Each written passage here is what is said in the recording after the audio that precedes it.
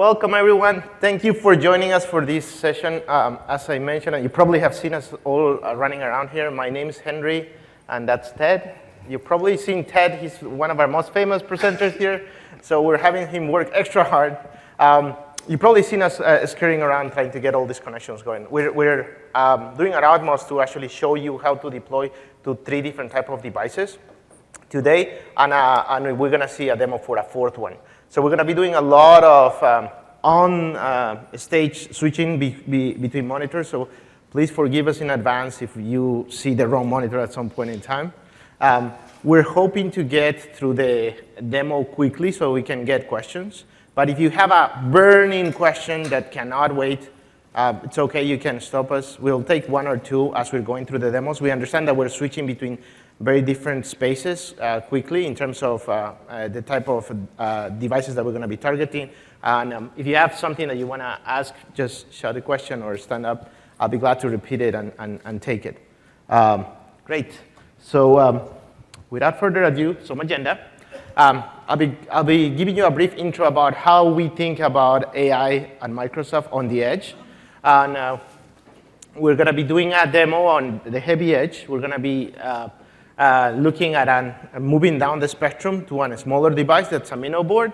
We'll be doing a demo with a drone, and then we'll be doing the official introduction of the Vision Developer Kit that you probably saw at Satya's announcement. And as I said, questions are more than welcome. So just to get an idea, if you can raise your hand if you are primarily an IoT developer. Oh, great. That's a fair number of people. Excellent. So we're going to spend, sorry, one more if you are an AI developer, if you're doing some type of machine learning or AI. OK, fewer. So we're going to spend a little bit of time explaining the core principles behind AI development. And in fact, what you saw at the beginning when I was taking a video of Dave, it's really our mock of what it takes to collect data. So that was our data collection, and we'll see how it hooks up into the rest of the presentation in a second. But when you come to Microsoft, you're looking at our products, both on machine learning and AI, and you're probably in one of 2 broad categories. You're either looking to build your own or customize something that we have given you, or you're just looking to consume. If you're looking to consume, you're going to be going to cognitive services. You're going to be given a REST API. You communicate with it, and your application is AI-enabled. There have been a couple of great sessions on that. We're not going to be talking about this use case. We're going to be going down the rabbit hole of custom builds. Now, when you're building it on your own, you have 2 options. You can either go code first, or you can go and use visual tooling. We had announced a couple of years back a visual tooling solution that we called Azure ML Studio. We're not going to be talking about that. We're going to be sticking to the left. We're going to be talking about code first. Now, when we're talking about code first, we're talking about the different components on that platform. And you could be targeting either on-prem with ML Server, and that will support your SQL Server and Hadoop. You could be going directly to the cloud. You've seen a lot of talks today about the cloud. You could be going to the edge, which is what we're going to be focusing on. And in the future, you will be going to mobile as well. You'll see a little bit of development and deployment to mobile, but it's just a teaser of what's to come. As I mentioned, the cloud has been broadly covered. We'll touch some of those components as we're leveraging them to train models, but our deployments are going to be primarily going to the edge. In fact, all of the demos are going to be going to the edge. So when we think about the development lifecycle in Microsoft, we look at the AI development lifecycle, and it starts with data. So you've heard it in many of our talks yesterday and today. Data is the most important component to get high-quality AI. Now, gathering data and labeling it, it's very complex. So what you saw when I took the video from Dave is me gathering data. I'm going to be doing transfer learning, which means that I'm going to be using a model that has been pre-trained and teaching it to recognize Dave, along with other things. So gathering that data can be challenging, but it doesn't have to be a showstopper. There's very interesting ways to crowdsource that data. We started right now with taking these videos. You'll see that there's more and more people that are issuing applications for free where you give your data. There's no mystery on why a lot of companies have free photo sharing apps where you can actually providing this data for companies to leverage. As part of these efforts with data, and the cursor doesn't work, you're going to be doing some level of training with that data, and that means that you need to do data curation. Not all the data is good. Some of the data will need to be changed, and you will be needing to modify that data. Based on that data, you will create a new model, and that model will be packaged and deployed with an application, and then when the application is running, data will be collected. You'll notice that there are 4 personas that we identify in this. Data engineers. Any data engineers in the room? Great, because I have nothing to show you for data engineers. Data scientists. Any data scientists? OK, even fewer. We're going to be assuming that a data scientist has already worked on, and in fact, many of them have created very interesting models and networks that we can reuse. So we will be reusing that. The vast majority of the people in the room are app developers. We're going to be focusing squarely on app development. And the DevOps or model manager is a new role that we're seeing surface as more and more models are being deployed into the cloud and the edge.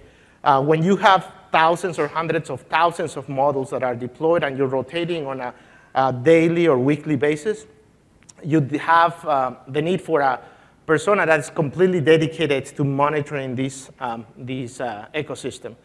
So Azure Machine Learning satisfies all 4. We're going to be focusing on the app developer primarily today.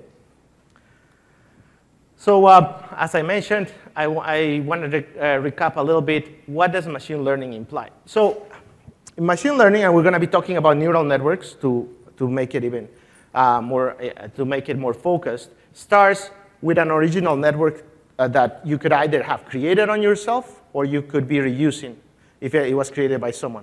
In our example today, we're going to be using a mobile net, very popular network. And that network is really a series of layers that are abstracting information about the particular subject matter. In this case, we're going to be seeing 3 types of scenarios. We're going to be seeing images being inferred. We're going to be seeing thermal sensor data being inferred. And we're going to be seeing satellite imaging being inferred. So when you have that network, you go and you leverage a framework. Now, there are several frameworks out there. TensorFlow, Caffe are 2 of the most popular right now. Caffe 2, actually. PyTorch, Keras. These frameworks are really just compilations of libraries that help you either create these networks or modify these networks. In order to modify these networks and to replace those last layers of the network with the information that's specific to what you're creating, you need a lot of information. In this case, these are additional images. Those images that we just took are going to be part of that information.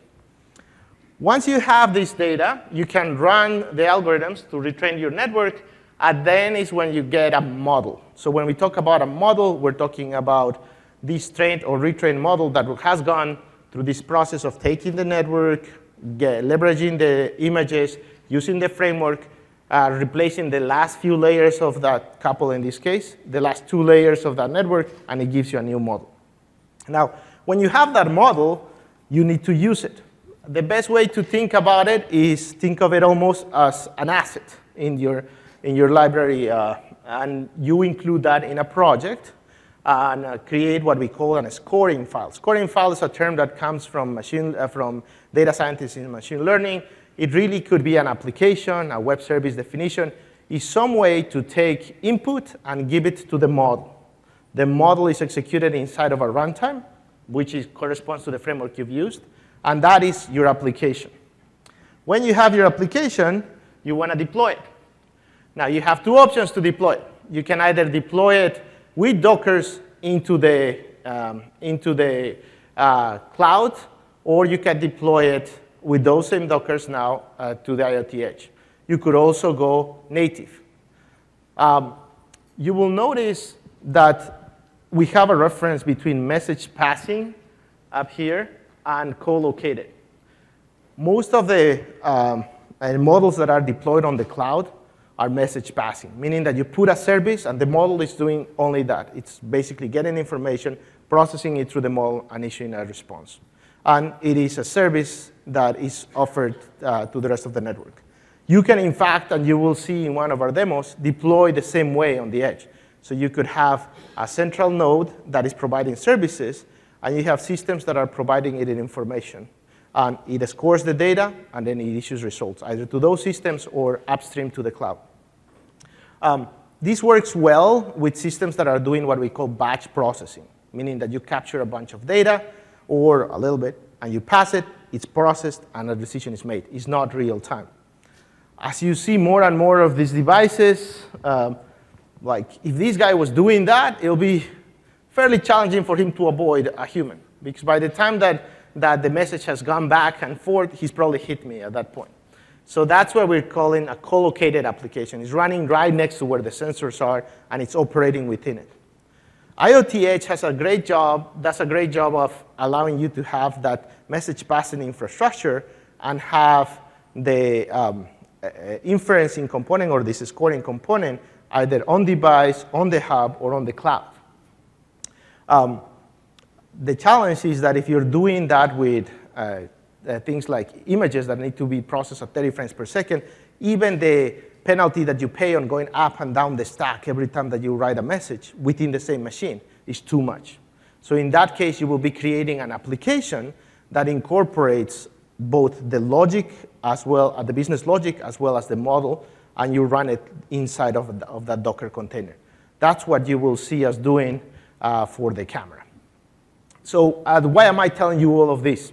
It's a little bit of nuance, but it makes the whole world of difference. Traditionally, if you go and you look at any tutorial online, it will be telling you how to do these web services.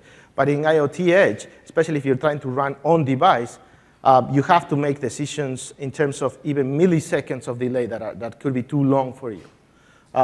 You get to decide which of the two approaches you're going to follow, and you're going to see both here. Our platform supports both. But that's why we focus so much on, it's running on device versus going to the cloud and so on.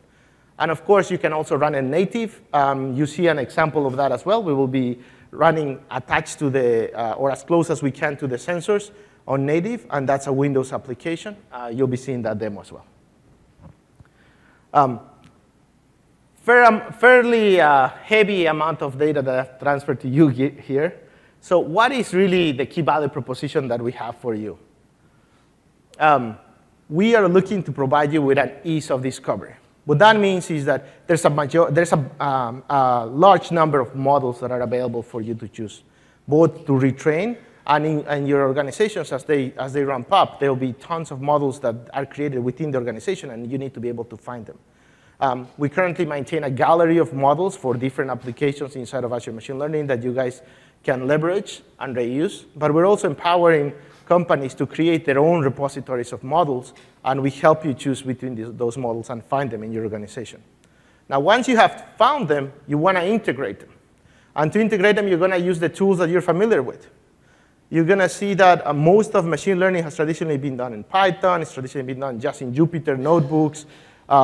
It hasn't been done in the tools that you're most familiar with. That's why we have such an emphasis on VS Code and Visual Studio, as well as an SDK that you can leverage both within your tools or other open source tools like PyCharm and so on. Once you have created your applications, you want an ease of deployment solution. What that means is that we have this concept that I'll explore in a bit, by which you are able to think about your models as assets that can be deployed anywhere in the cloud. And we give you the ability to make this deployment either using your command line, SDK, or a web interface. And the reach of deployment, you'll see the reach of where we're deploying. We're going from, I don't know if you can see it here, on this side we have that server. We're going from that is really heavy edge, from that heavy edge to this guy, to the drone, and to our new camera. The reason that we can do that is that we understand enough about the model so that you don't have to. So what we'll do is we'll train a model that will be deployed to all of these devices. And finally, because we have helped you through your journey and we have an understanding of where you've made these deployments, we provide a single pane of glass to monitor the web services that you have deployed, the heavy edge applications you have running, all the drones circling around in your company that are running machine learning models. They all might be using the same model or slight variations of it, and we allow you to look at them through a single pane of glass and be able to manage them. Now, you've heard me talk about heavy edge and light edge. What does that really mean? These tables helping to illustrate that. So Azure and the cloud, we have primarily CPU and GPU systems, and now we have Area 10 FPGA-based systems. So that's heavy iron. We have thousands of servers running for you, and they are running these models natively to Windows, or when it's a native Windows model, like in the FPGA, or in containers using Docker when it's running in the Linux systems. Then comes the heavy edge. And you'll notice that their computational power is reducing as we go from left to right. These are systems that are big enough, like that system, that can even host FPGAs inside of them. There are systems that can have GPUs, others that are a little bit nimbler, like the Mino boards that you're going to be seeing here, which actually run x64 systems, or ARM processor-based ones, which are Raspberry Pis. But that's not where it ends. There is even lighter edge. These are even smaller ARM processors. These are RTOS-based systems in many cases. What's running on your cars, what's running on your security cameras, what's running on your phones, although certain phones are really more heavy edge than others. Ideally, you like to deploy a container, but that's not always the case. In many cases, you have to go Android native. Android doesn't support containers. So you have to go native. In some cases, you're going iOS device. In some cases, you're going real-time OS. These are the OSs running on your cars, for instance. And I'm not talking about the autonomous driving component, but the one that tells you what music to listen to, the heads-up computer that comes, which is independent from your autonomous driving computer. So when we're talking about the light edge, we're talking about that type of systems. A system like the developer kit, Vision AI developer kit that we introduced, is in the light edge because it's co-located with those sensors, and it's performing all the inference in there, and it runs on batteries. Right now, this guy, it's running on batteries. So what we're going to do through our demos is we're going to be moving through the edge. So we're going to start with a very heavy edge, and we're going to start with FPGA. And for that, let me introduce Ted again, and he'll be walking us through the demo. Right, great. Thanks, Henry. All right, good afternoon. And so as Henry talked about, as we talk about the spectrum, I'm not sure if you can see that, but there are two servers in there.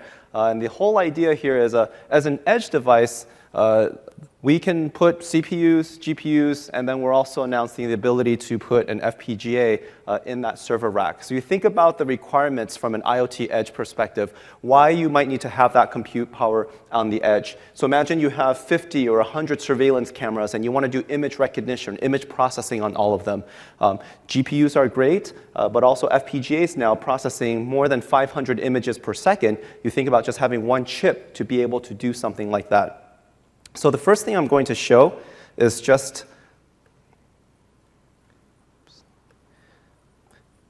to go into the FPGA machine.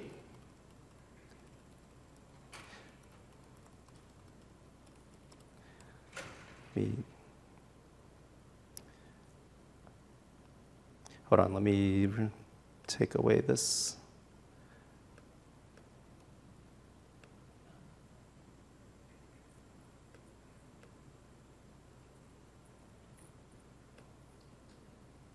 Okay, so let's.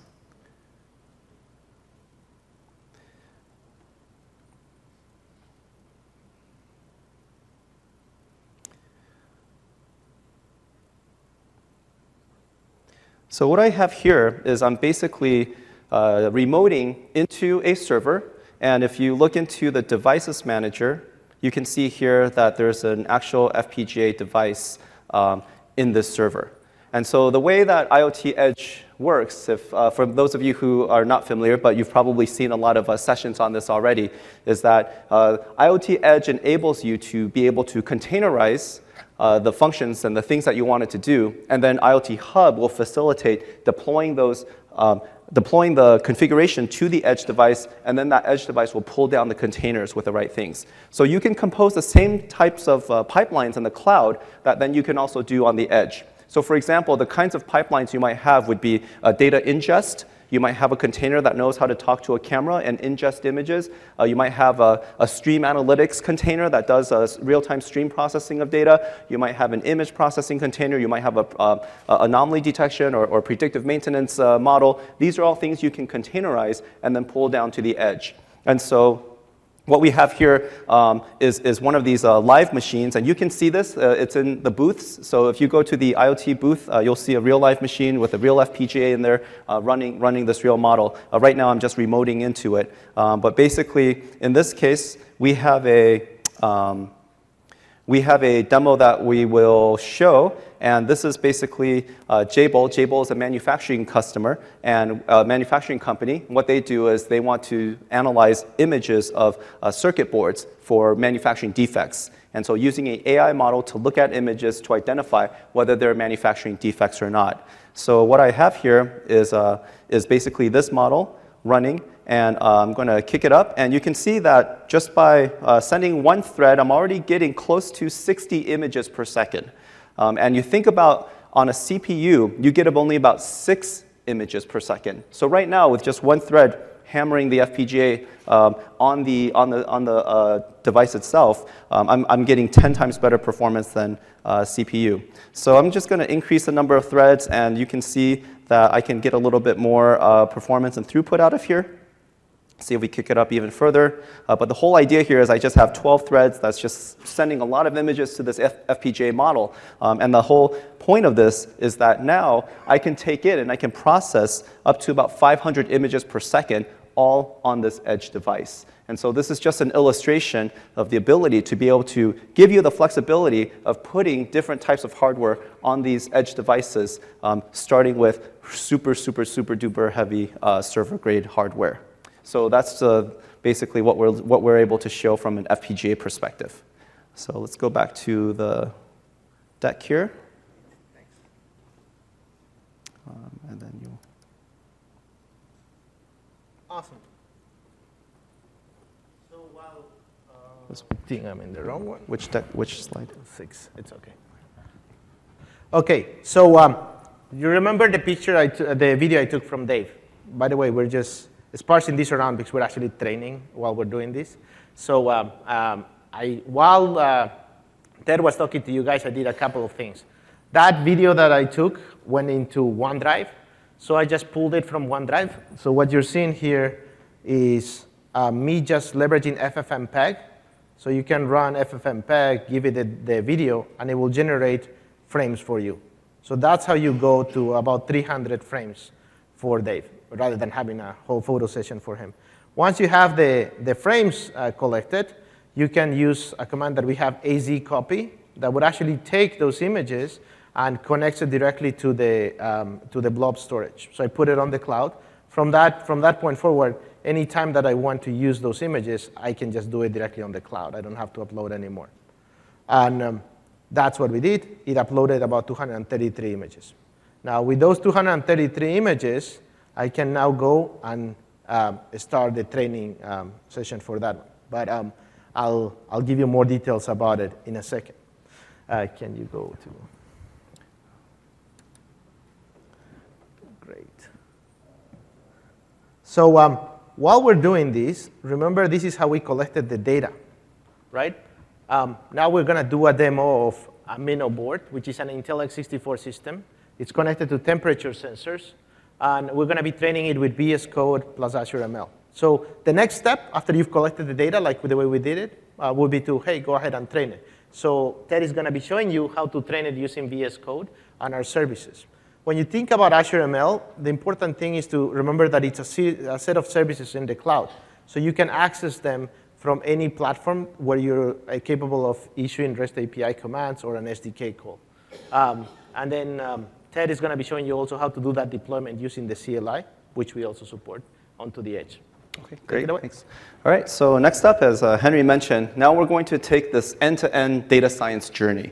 So the scenario that we have is, imagine you have a factory and there are a bunch of temperature sensors. And all these temperature sensors are sending in data, and you want to collect the data and you want to predict whether there's an anomaly in the temperature that's coming through.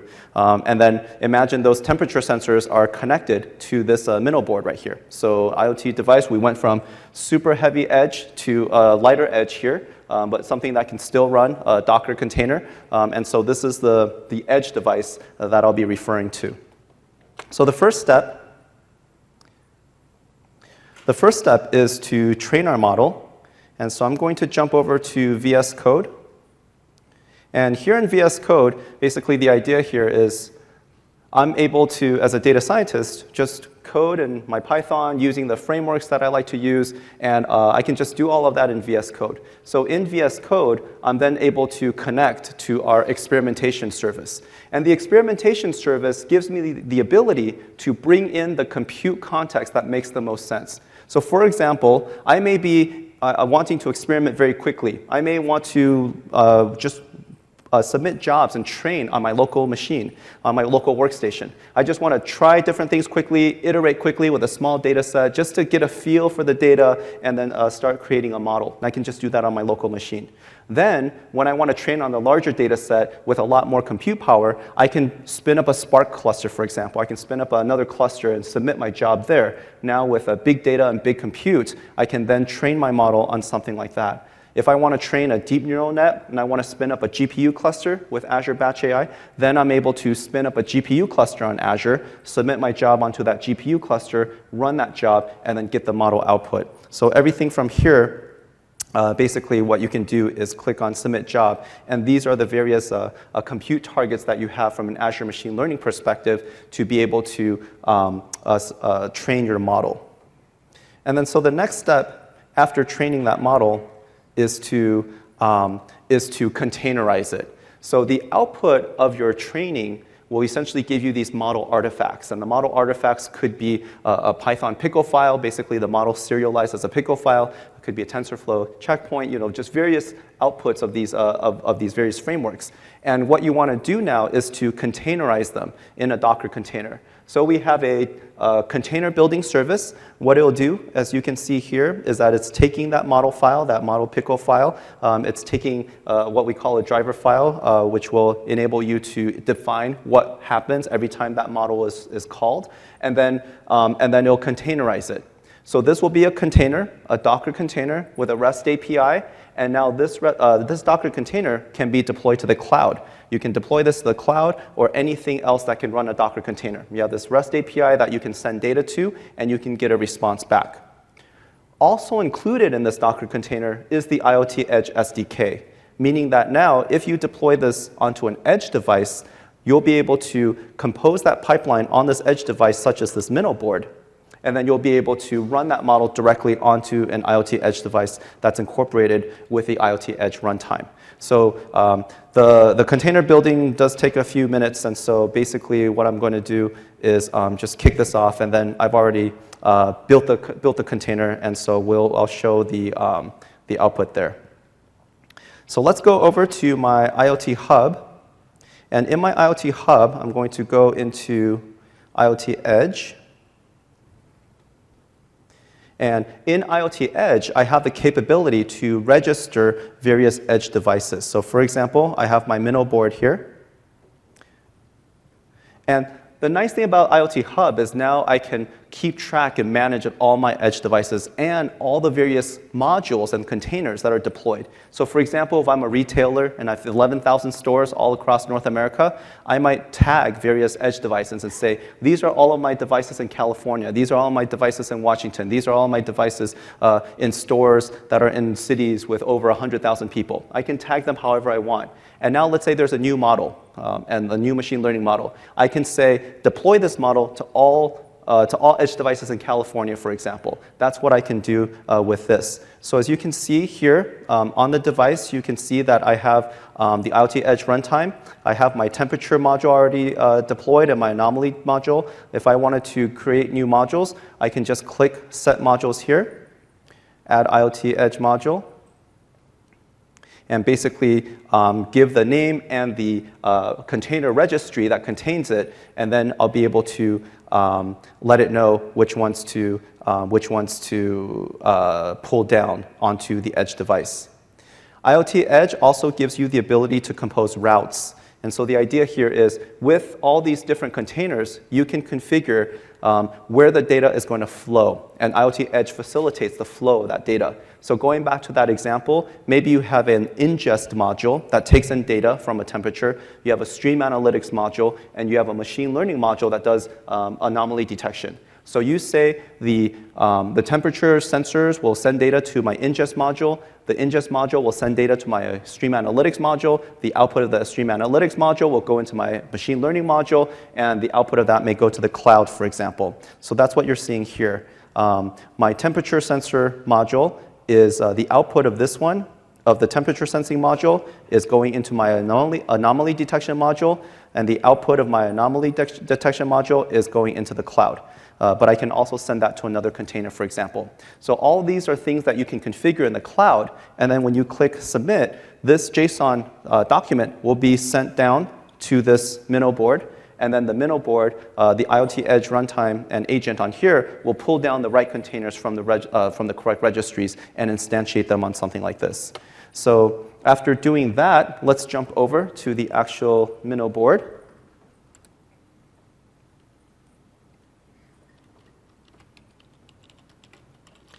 And this Minnow board is running Ubuntu here. And let me see if I could increase the font size a little bit here. All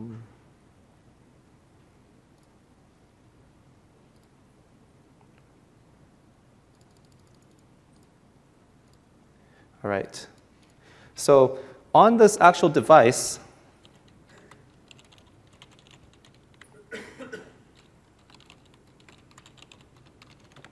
I have all of the containers that have been deployed. And so you can see here, I have my anomaly detection module. I have my temperature sensor module. These are all containers that have been deployed onto these devices, and they're running and they're talking to the IoT Edge runtime. And then I can monitor what's happening on this device. So what I'm doing now is monitoring events from this Minnow board, and you can see here that it's able to detect that an anomaly was detected or things are normal, for example. So now I have the ability to be able to just kind of summarize everything that I just did. Build a machine learning model, containerize it as a Docker container, deploy that onto an edge device, and then now I can monitor these events to see whether there's an anomaly or not on this edge device. So that's the end-to-end of training, deploying a model, and deploying it onto an edge device. All right. Great, thanks. 6.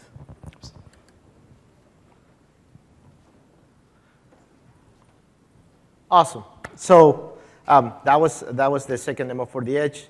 I don't know about you guys, but first time I tried to do this, I got confused. The second time, I got confused again. So what helps me is to actually reiterate the components and what we have seen. So let's see if that helps us get. So it all starts with an idea, model creation, and you've seen how it does. When you have that model, you can deploy it.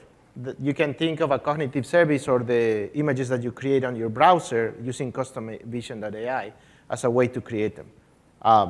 The path that we have just gone through, it's a little bit more complex. But in essence, we're following the same pattern. We're creating a model, we're putting it in an image, and we're deploying it somewhere.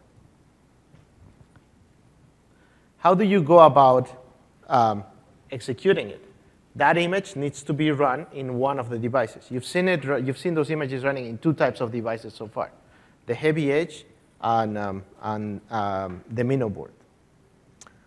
You can also go and train it, and that's the process that I'm going to walk you through as well. Ted also went through that process. He did a little bit more streamlined. I'm going to go in extreme detail about how do we go about training it. So the path we're going to be following right now, remember we captured that data. We're going to be preparing and registering that model. And of course, you can go directly from there to create an image and deploy it.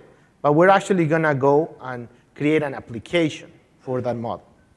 When we create that application, we can also go to an image and get it deployed, which is exactly what Ted just showed you.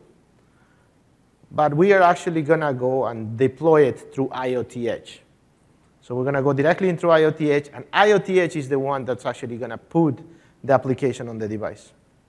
And then we're going to monitor that model and the application and add additional data.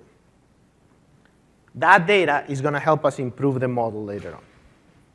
So that's what we're going to try to do again. So if you remember where we left Dave's images, is that we had uploaded those images into the cloud, and we had them ready to be used. So how are we going to consume them? Let's go to Visual Studio Code. We're going to use retrain. Oh, how does that work? That's weird. What did you want to see? I think it's this. Give me a second. No wonder it wasn't changing. So this VS Code, this is how you train a TensorFlow model. So extreme detail, you can see how large the code base is here. But let me highlight important parts on the code base here. So we're going to go to key model, download. Do you remember the images and how we put them in a blob storage? We're first going to download those.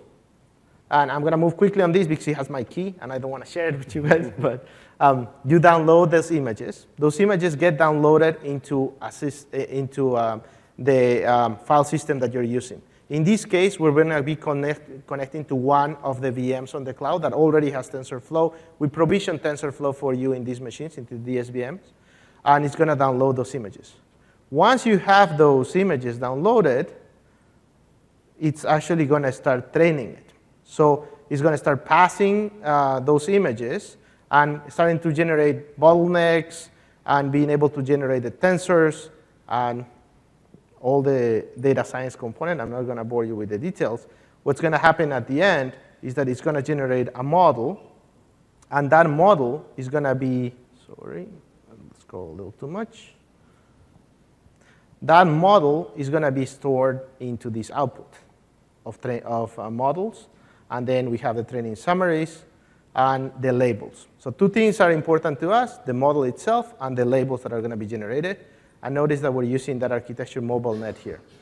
So when we have those directories in output, those files, we're going to go into retrained. Those files are retrained graph and retrained labels.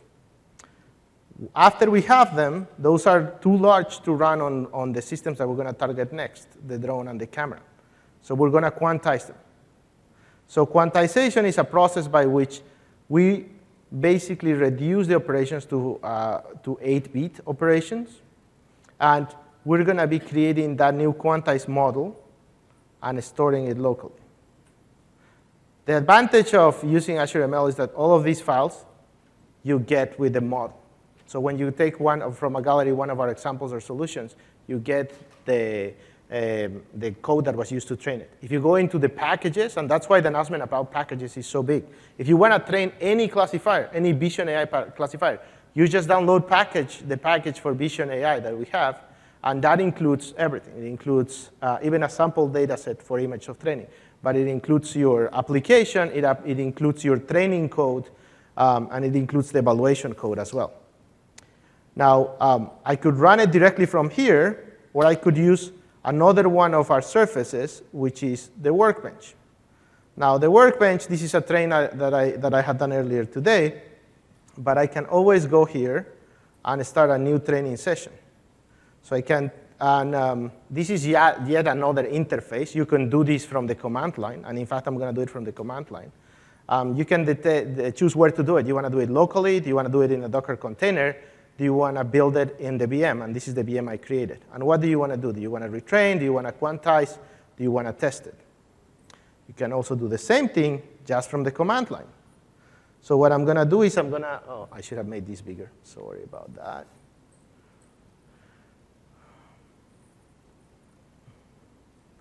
So on here, the command that I'm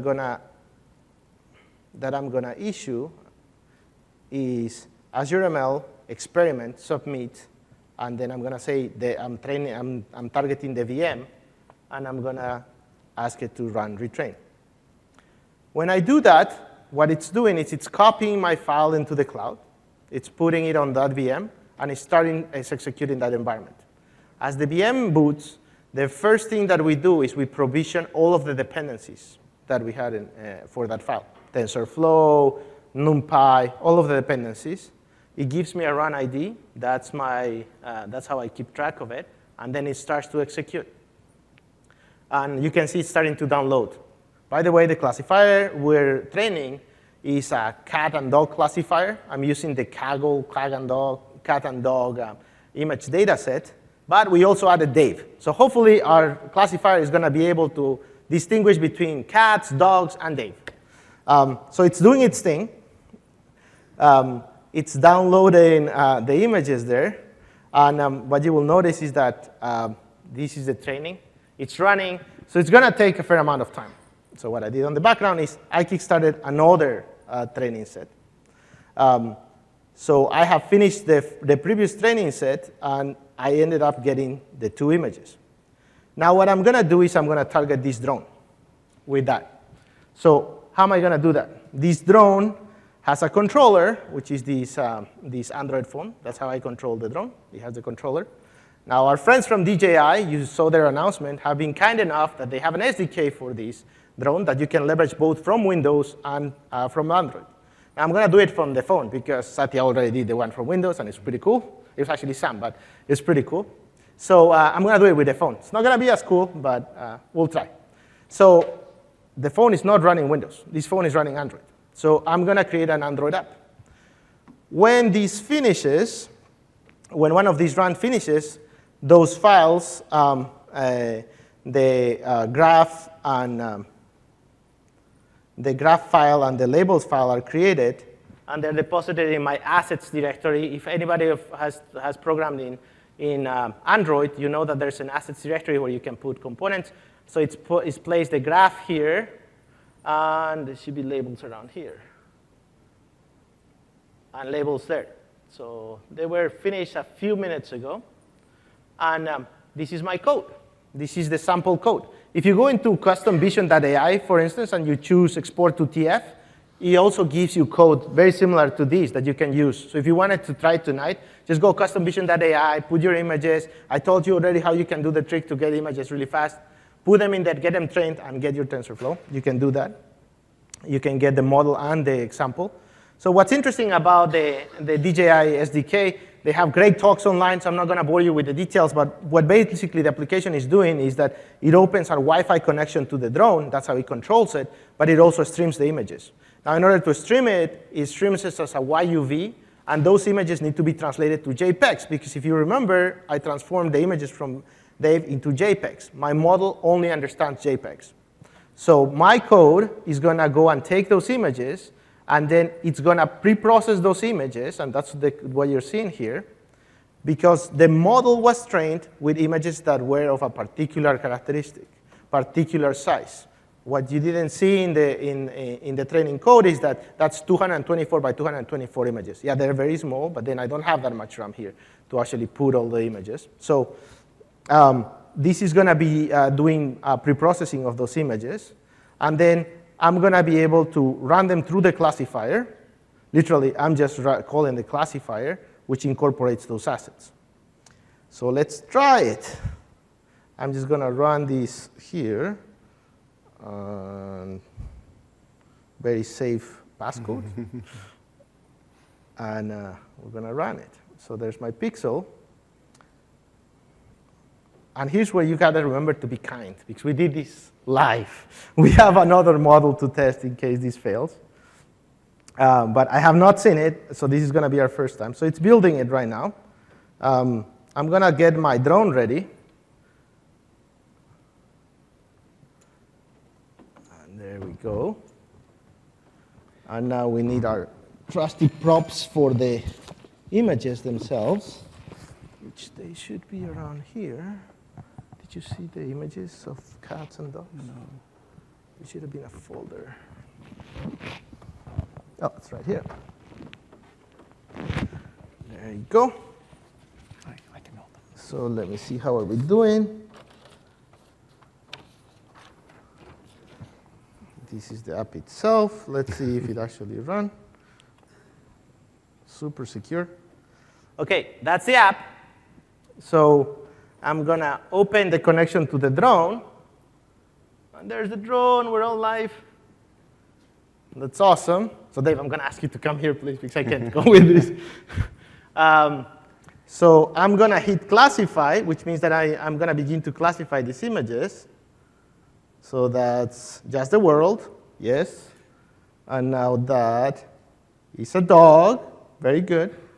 And that is a cat, and the moment of truth. That's Dave! Wait, again. It has to work. Dave, there you go. Thank you, man. Appreciate it. Woo! We dodged that one. So that's how you build it. So you can go there home tonight and you can build one like this. Just follow roughly my instructions. They'll be much better online if you go to Custom Vision. So going back to what did we just do? Sorry for all the back and forth with this, right? But so we trained, as I said, you can train in the web browser. Just go customvision.ai. It's a cognitive service. You can just go train it there. You can also go look for pre-trained models or examples that we have. So you go to that website, gallery.azure.ai. We have example solutions that have for both vision as well as anomaly detection and so on. You can train it both with Jupyter Notebooks, VS Code, Visual Studio, or the Azure ML Workbench that I showed you. And then you can deploy it with CLI and SDK. Then, of course, you can do that with a web browser, VS Code and Visual Studio. After that, you should be able to monitor it as well, and we'll show you that, which is basically you go into our system, and you're able to see all the different models that we have deployed, and you get information about those models. As you go on and collect this information, you will be able to get even better results with your models. I'm sorry, but this one in particular seems to looks like I'm in the wrong deck. 1 second, please. Sorry about that. OK, great. Found my place again. OK. I don't know why it keeps going back to. OK, so we successfully did the drone demo, so that's great. But what are the challenges of running these models on the edge, more specifically, right? Because so far, it seems like everything is easy. It should all work. Well, as we go even smaller to a system like this, or even smaller than that, you're going to face reduced compute. Now, reduced compute is imminent because you have much less power. So you need to add hardware acceleration. Now, the hardware acceleration, that has to go beyond your ARM and CPU. So you could go GPU. Now, the challenge is that when you go to a GPU, you don't have a common hardware abstraction for neural networks. GPUs for these devices are from non-existent to Adreno, Mali, NVIDIA GPUs. As you go down that list, it gets even more and more expensive. And then you have to face driver version fragmentation. Because you might have an Adreno GPU, but the driver that shipped because the ODM decided to put an early driver of that GPU doesn't expose it to hardware acceleration for your neural network. So you're out of luck. You have to worry about all of those components. And of course, your cost increases. The alternative is to use a neural network accelerator. Now, there are many options for neural network acceleration. And you need to be familiar with every platform if you were to do that. So how can we help you with that diversity? That's when we got together with our friends from Qualcomm and decided to tackle this by certifying support for a target platform. And you'll hear from my friend Shardul in a few minutes about why we chose Qualcomm. But we chose Qualcomm as our first partner for this. And we look to incorporate it as a first-class deployment target, meaning that you can leverage all of the tools that we've shown you today and target directly that device, as simple as any of the other systems.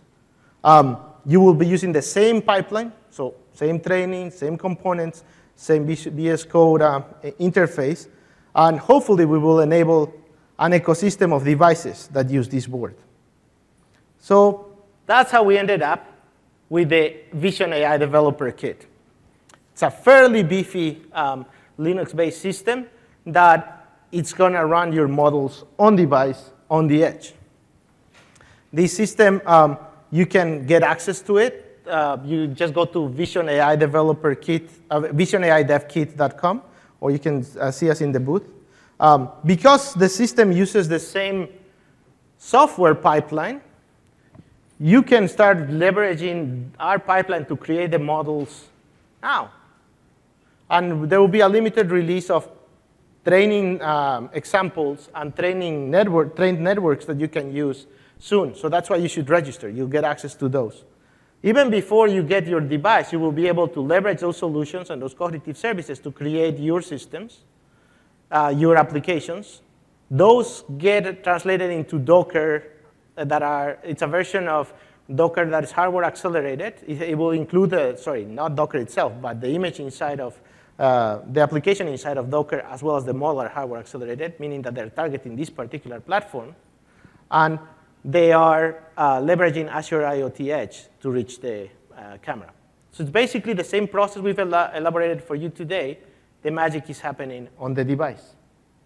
And to tell us more about that magic, let's welcome Shardul from Qualcomm.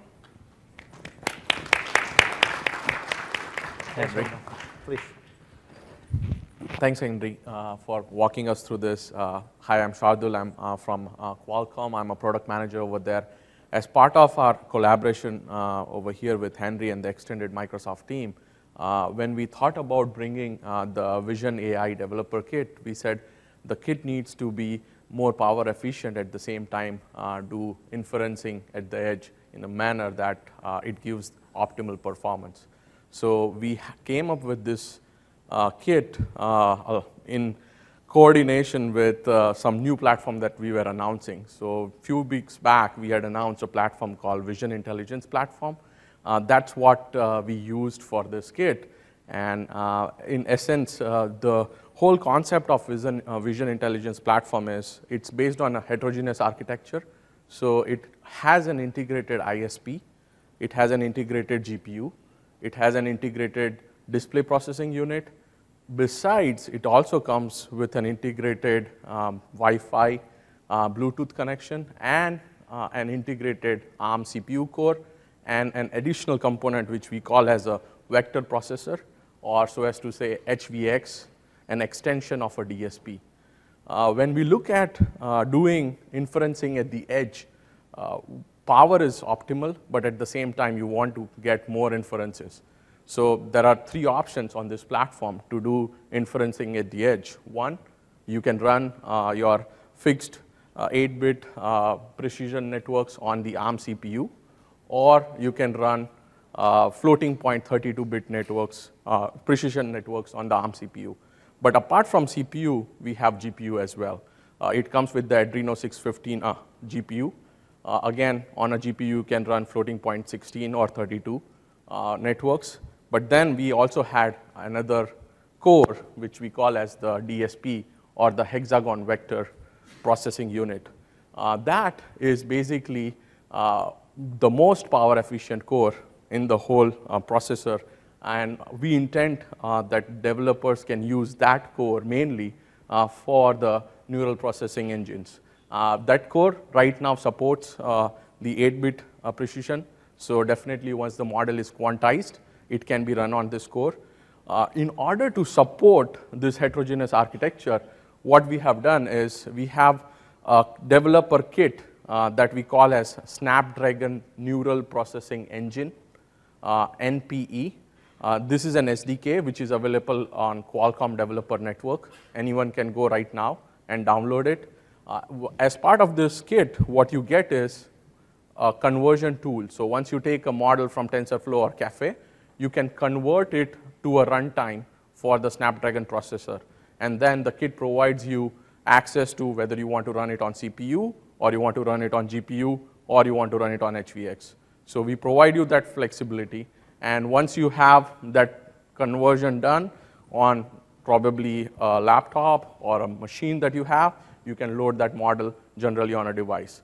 Now, in collaboration with Henry's team, as part of the whole Azure IoT Edge effort, what can be done now is you can train the model on the cloud, just how Henry did. You can train for Dave's face on the cloud, put it on the edge device through the Docker container. So now you can do the training on the fly.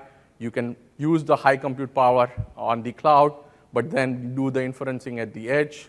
At the same time, you can take care of privacy, reliability, as well as latency aspects if mission-critical activities are to be done at the edge. So that's where the Qualcomm QCS603 platform comes in.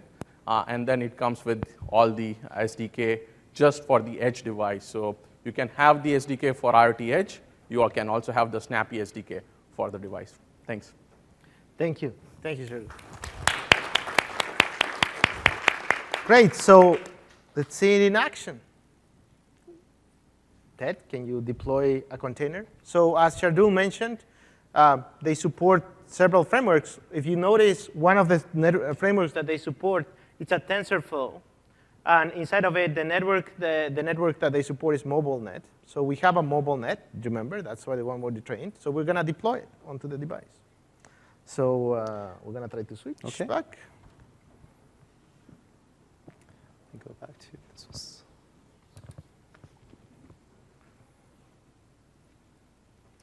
All right, so basically, we're going to be doing the same thing. We're back in our IoT hub, and we will look into our IoT Edge. And so you can imagine that camera is registered with our IoT hub, and this is our QCNN device right here. And this is something that I had just, because it's something that can just run various containers, I just deploy the temperature sensor model on there anyway, just to make sure that it works. But in essence, what I can do is have to deploy an IoT Edge module on here. And I'll give it the name. Just give it the name. This is an image recognition model, for example. And then give it the location of that repository. Save this. And do next here. Whoops.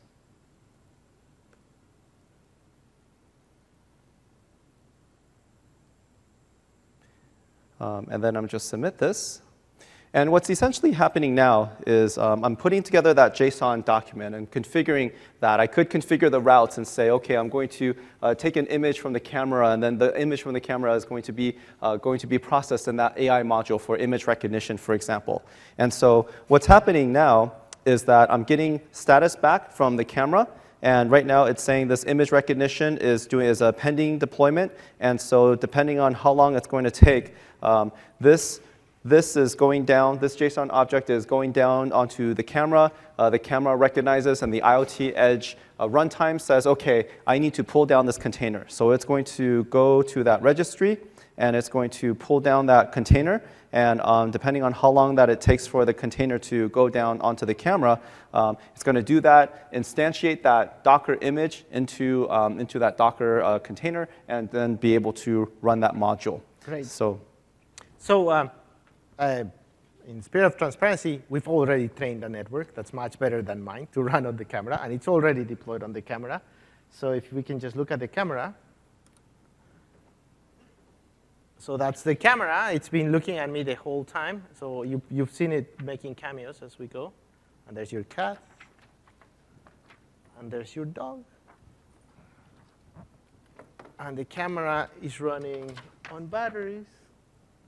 Again. So that's the Vision AI Developer Kit. And as I said, you guys can start working with it in terms of software. The SDK from Qualcomm is available. You are more than welcome to go and visit the booth, register online to get access to early samples of the code for you guys to play with it. You can target the cloud initially, and when the camera becomes available, it will be able to deploy into the camera. Once again, that's visionaidevkit.com. And that's it. Okay. Thank you. If you have questions.